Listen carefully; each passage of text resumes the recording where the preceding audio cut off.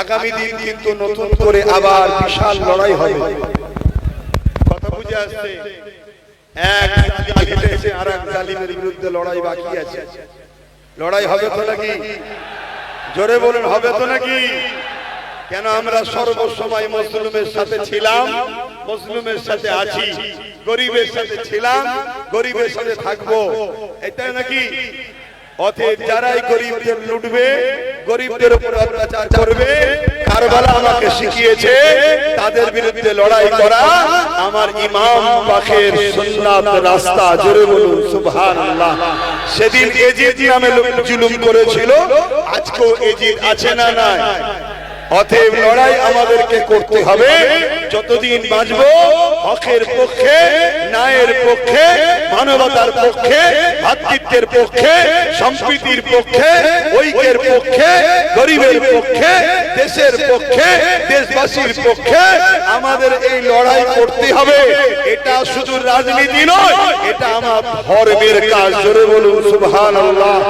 অন্য কেউ রাজনীতির রং লাগালে লাগাতে পারে, কিন্তু আমার ধর্মই শিখিয়েছে হুব্বুল আতান, দেশকে ভালোবাসা, ইসলাম ধর্মের কাজ। জোরে বলুন সুবহানাল্লাহ। আমার নবী বলেছে দেশকে ভালোবাসো, নবী দেশকে ভালোবেসেছে, এটা আমাদের জন্য নবীর সুন্নাত হবে। জোরে বলুন সুবহানাল্লাহ। এতিম, গরীব, দুঃখী, মুসলিম, অমুসলিম, যে কোনো ধর্মের মানুষকে ভালোবাসা, এটাও আমার ধর্মের কাজ। জোরে বলুন সুবহানাল্লাহ। আজ দুনিয়াকে রাজনীতি বলতে পারে, অনেক কিছু নামে ডাকতে পারে, সেটা তাদের বিষয়, ওটা আমাদের দেখার বিষয় নয়।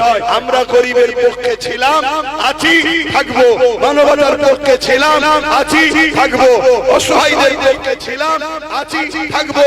আরে যা ধর্ম আমরা দেখবো না, আমরা দেখবো বাপ আদম, মা হাওয়ার ছেলে, আমরা সবাই ভাই বোন। ঠিক না বেঠিক? এই পৃথিবীতে প্রথম দুজন মানুষ ছিলেন, একজনের নাম আদম আর একজনের নাম হাওয়া।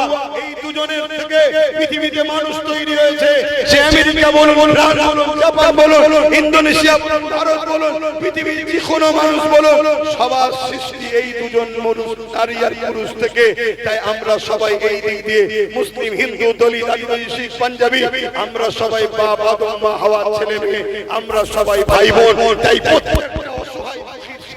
আমরা দেবো, এই অঙ্গীকারবদ্ধ আগেও নিয়েছিলাম। আজকে আরেকবার এই ঐতিহাসিক স্মৃতি কাজলিয়ার মন থেকে অঙ্গীকার করে, গরিব, অসহায়, দুঃখী, মুসলিম, আদিবাসী, হিন্দু, দলিত যেই হোক, তার পাশে আমরা দাঁড়াবো। অঙ্গীকার আপনারা নিচ্ছেন? গরিবদের জন্য লড়বেন, বিধবাদের জন্য লড়বেন, এতিমদের জন্য লড়বেন, অসহায়দের জন্য লড়বেন, ক্ষুধার্ত মানুষের জন্য লড়বেন। তাতে যত বড় সুপার পাওয়ার হোক না কেন, তার বিরুদ্ধে আমরা দাঁড়িয়ে গরিবদের পাশে দাঁড়াবো। অঙ্গীকার করছি, অঙ্গীকার করছি। মনে রাখবেন, এই মুহররমের মাস আমার ইমাম পাক তিনি নিজের পুরো পরিবারকে শহীদ করেছে। ইমাম পাক এজিদ বলেছিল, তুমি তো আমাদের মিলেমিশে ভাগ বাটলা করে রাজত্ব চালাও। ইমাম পাক বলেছিলেন, দেখো রাজত্ব লিবার আমার কোনো লোভ নাই, আমি এতটুকু চাই তুমি জুলুম বন্ধ করো, তুমি অত্যাচার বন্ধ করো, তুমি রাহাজানি বন্ধ করো, তুমি খুন বন্ধ করো, তুমি ধর্ষণ বন্ধ করো। আমি ইমাম হোসেন তোমাকে সাপোর্ট করব। তা আমরাও সেদিন বলেছিলাম কি, আমার রাজত্বের লক্ষ্য নয়, লক্ষ্য হলো তুমি জুলুম বন্ধ করো, অত্যাচার বন্ধ করো, গরিবের উপরে জুলুম বন্ধ করো, মানুষের অধিকার দাও, ন্যায় দাও, ইনসাফ দাও। দখলের গদিতে বসার শখ নাই।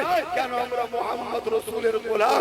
আমরা এই সমাজকে তা'মুরুনা বিল মারুফ ওয়া তানহাউনা আনিল মুনকার, অন্যায় মিটিয়ে ন্যায়কে প্রতিষ্ঠিত করতে এসেছি। জোরে বলুন সুবহানাল্লাহ।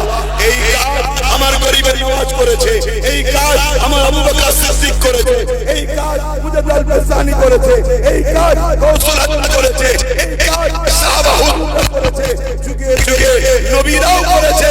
অন্যায়ের বিরুদ্ধে, ন্যায়ের পক্ষে। মনে থাকবে তো? মনে থাকবে তো? লোভে পড়ে যাবেন না, গরিবকে বদদুয়া নেবেন না, গরিবকে ভালোবাসুন, গরিবের সাথী, গরিবের পাশে দাঁড়ান, দেশকে ভালোবাসুন, দেশবাসীর পাশে দাঁড়ান, মানব বন্ধনে থাকুন, ঐক্যের সাথে থাকুন, একতার সাথে থাকুন।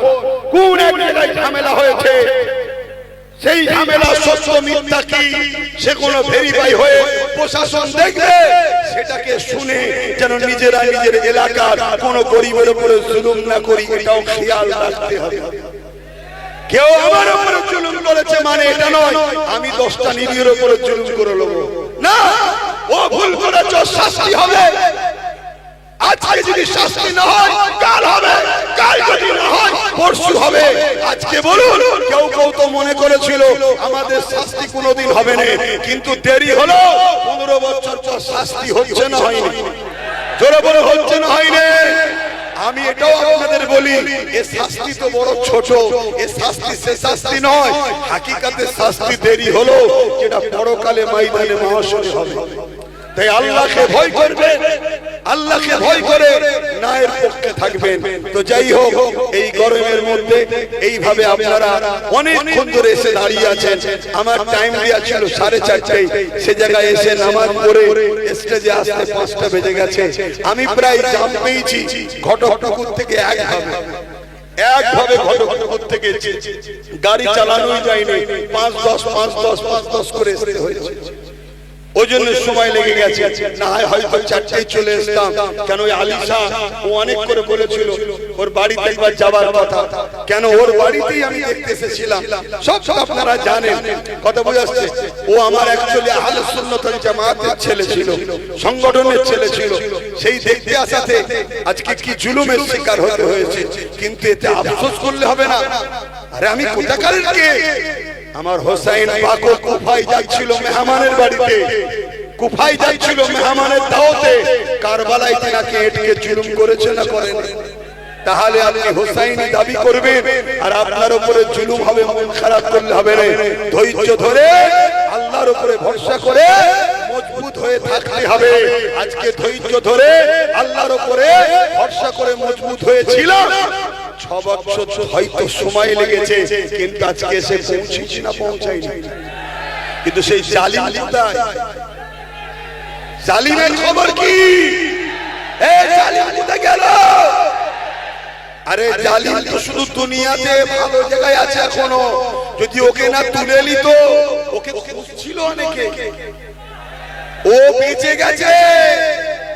দুনিয়ার খাতিরে বলছি, ওর কিন্তু এখনো হাকিকাতে বিচার হয়নি। ওর বিচার আল্লাহ দেখালে দেখবেন আপনারা। কেন রোজার মাসে মানুষের ইফতারে লাথি মেরেছে, মায়ের পেটে সন্তান ছিল, যে মায়ের পেটে লাথি মেরেছে, ওর বিচার এখনো কিছু হয়নি। ওর বিচার দুনিয়ার কোন হুকুমত করতে পারবে না। ওর বিচার সেই মহান সৃষ্টিকর্তা রব্বুল আলামিন যখন করবে, সেটা দেখবে তোমরা।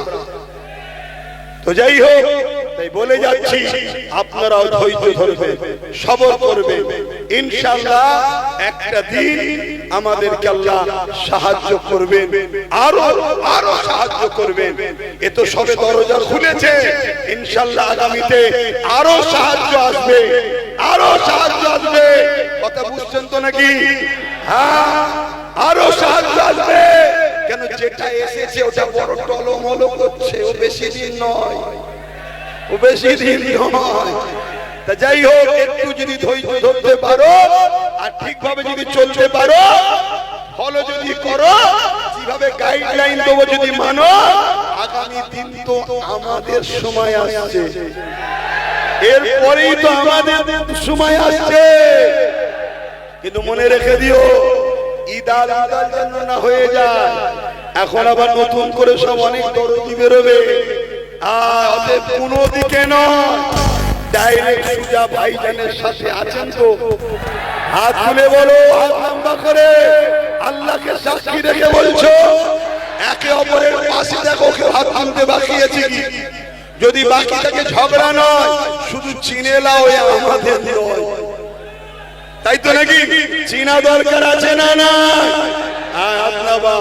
তো যা আসেন, একটু ছোট করে দোয়া করব, একটু কষ্ট করে বসুন। দরুদ শরীফ আল্লাহুম্মা। খবর ভালো তো?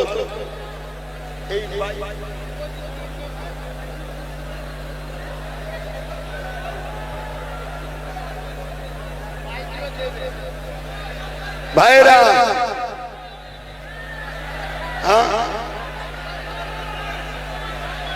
সেই যে বাইক তার মধ্যে থেকে 6টা জোগাড় হয়েছে। কথা বুঝলেন? এই ভাই বসতে যদি অসুবিধা হয় তাহলে দাঁড়িয়ে দাঁড়িয়ে দোয়া করে দিচ্ছি, দাঁড়িয়ে যাও তাহলে, কেন এই বসতে পারছে না, দাঁড়িয়ে যাও। এই 6টা জোগাড় হয়েছে। তা আমি আশা রাখবো যারা নেতৃত্ব আছে বা প্রশাসন ভাইরা আছে তারা বিষয়টা আরো দেখবে, যাতে করে বাকিগুলো জোগাড় করা যায়। কথা বুঝে আসছে? তো যাই হোক, আসে একটু দোয়া করে দিই, আল্লাহুম্মা আমিন। আয় আল্লাহ, এত কষ্ট করে আমার ভাইরাই গরমের মধ্যে, আল্লাহ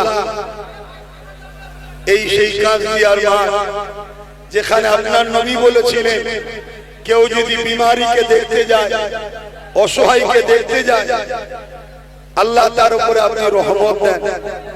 এক অসহায়, তার উপরে জুলুম হয়েছিল, দেখতে এসেছিলাম, এসে যে অন্যায় যে অত্যাচারের শিকার হয়েছিলাম, আজকে সেই মাঠে 6 বছর পর আল্লাহ আপনি আমাকে নিয়ে এসেছেন, আপনার শুকরিয়া আলহামদুলিল্লাহ। যতজন মানুষ যেখান থেকে এসেছে সকলকে সুস্থভাবে ঘরে পৌঁছে দেবে, প্রত্যেককে সুন্দর জীবন দেবেন, প্রত্যেককে হাসি খুশিতে রাখবেন, প্রত্যেককে দুনিয়া আখিরাত কল্যাণ দেবেন। তামাম পৃথিবীর বুকে আপনি শান্তি দেন, খাস করে ভাঙড় ক্যানিং এর মানুষের উপরে রহমত করুন। এছাড়া বাংলা ও আমার দেশে প্রতিটা জায়গাতে আপনি শান্তি দেন। আয় আল্লাহ, আমার দেশের সার্বভৌমত্ব নিরাপদে রাখেন, আমার দেশের সর্বধর্মের মানুষকে ভালো রাখেন, নিরপেক্ষ রাখেন, নিরাপদে রাখেন। আমার দেশের সেনাবাহিনী, বিএসএফ বাহিনী, পুলিশ বাহিনী, তাদেরকেও নিরাপদে রাখেন, নিরপেক্ষ রাখেন, ভালো রাখেন।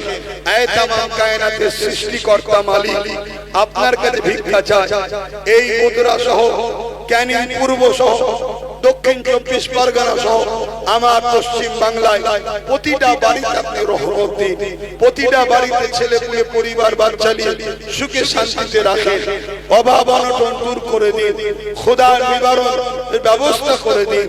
আল্লাহ আমার মা বোনদের সংসারে শান্তি দেন, অভাব অনটন দূর করে দিন। খাস করে কাঁচদিয়া গ্রামে আপনি রহমত করুন।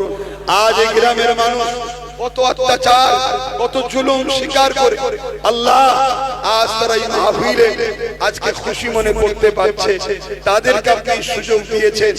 আল্লাহ আপনি রহমত করে, দয়া করে, মেহেরবানি করে তাদেরকে আপনি কামিয়াবি দেন, তাদেরকে সুখে শান্তিতে রাখেন, তাদের পরিবার বাচ্চাদের ভালো রাখেন, তাদের সংসারে অভাব অনটন দূর করে দিন। খাস করে আমার আলিশাকে ভালো রাখেন, তার আব্বা আম্মাকে ভালো রাখেন, তার ঘরে আপনি শান্তি দেন। কত অত্যাচার স্বীকার করেছে, আল্লাহ জালিমদের বিচার আপনি করুন। আল্লাহ আরো বিচার দেখতে চাই। আল্লাহ আল্লাহ আপনি বিচার করছেন, আরো করুন। আল্লাহ হাবিবের খাতিরে আপনার এই মুহররমের মাসে ইমাম হোসেন পাক হুজুরের ওসিলাতে দোয়া চাই, আল্লাহ আপনি জালিমদের বিচার করুন। আল্লাহ আয় আল্লাহ হাবিবের খাতিরে রহমত করে, দয়া করে প্রতিটা মানুষের বিমারকে সেবা করুন, অভাব অনটন দূর করুন। কে কে আশাকে হাত তুলেছে আল্লাহ আপনি কবুল করে নিন। আল্লাহ প্রত্যেকের মনের নেক তামান্নাকে আপনি কবুল করুন। যারা কন্যা দেয়